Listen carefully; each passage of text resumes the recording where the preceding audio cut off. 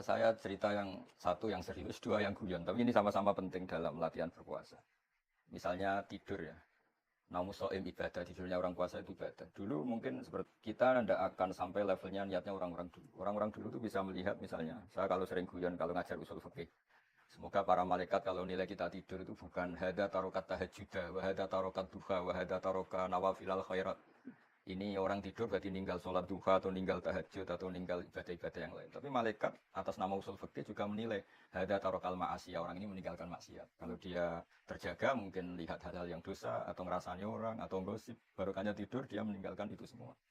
Akhirnya dulu yang kita melihat tidur sebagai hal yang biasa, barokahnya membaca literatur orang dulu, kualitas ayat wamin ayat ihi mana mukum bilaili wan nahari terus muncul karena dengan tidur meninggalkan sekian maksiat. Nanti kalau dilihat para ahli kedokteran mungkin akan memuji itu sebagai roha, sebagai istirahat yang menjaga stamina dan sebagainya. Barokahnya kita sebagai kiai baca dan umat kita ajarin terus. Mereka akan tahu cara niat bahkan saat tidur. Sehingga dulu kita kalau puasa itu senang sekali. Biasanya kerja, tidak kerja. Biasanya apa tidur aja dibiarin. Yang dulu dianggap tidur jam 9 itu buruk gara-gara semua kiai khutbah nomul soal ibadah. Dimaklumin gitu. Nah cara makluminya gimana? Caranya tadi kita jangan berpikir negatif. Wah ini kok puasa udah baca Quran, kok udah duha malah tidur. Tapi kita beri poin lah kalau ini tidak maksiat, kali ini meninggalkan hal-hal yang apa?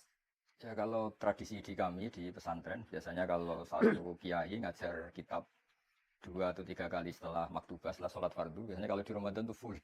Bahkan kadang habis isya sampai 2 kitab, nanti habis subuh biasanya sampai 2 kitab. Nah kalau kita karena ini untuk melengkapi apa orang Indonesia lah dapat berkahnya Ramadan. Kalau kita ini belajar kitab atau membacakan ke masyarakat supaya tahu caranya niatnya orang-orang dulu ketika puasa atau cara pandang orang-orang dulu tentang puasa. Di antara ijazah Mbak Maimun Zubair, guru kami juga ijazah Bapak itu kalau ngendikan sama masih ingat ihdinas siratal mustaqim siratal ladzina an'amta 'alaihim. Jadi kita tidak bisa soleh tanpa meniru orang-orang dulu. Kita tidak bisa baik tanpa meniru orang-orang dulu. Karena di ayat itu Allah tidak ngendikan ihdinas siratal mustaqim tunjukkan jalan yang benar, yang lurus jalanmu, tapi jalannya mereka yang telah engkau beri nikmat. Jadi Allah menghendaki ini ada master-masternya seperti Bapak Quraisy punya master Habib Abdul Qadir Bil Faqih, saya punya master Kiai Jim Zubair. Nah setelah baca Fadhailu Ramadan versi ulama-ulama dulu kita akan tahu cara pandang tentang Ramadan secara benar karena niru ulama-ulama dulu. Nah di antaranya adalah paling tidak kita dengan puasa merasa lapar, betapa sakitnya orang-orang miskin yang lapar. Terus merasa menghormati makanan karena begitu nikmat ketika puasa kita melihat makanan yang kita sepelekan ketika ketika Ramadan spesial semua, bahkan air putih pun spesial, sekedar gedang goreng spesial.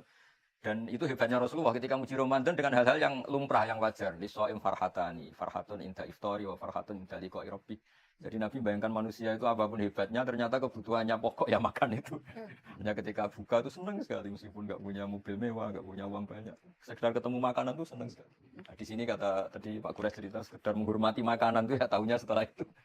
Jadi benar-benar lukmah satu makanan sesuap pun sangat berharga. Nah di sini ada syukur yang luar biasa.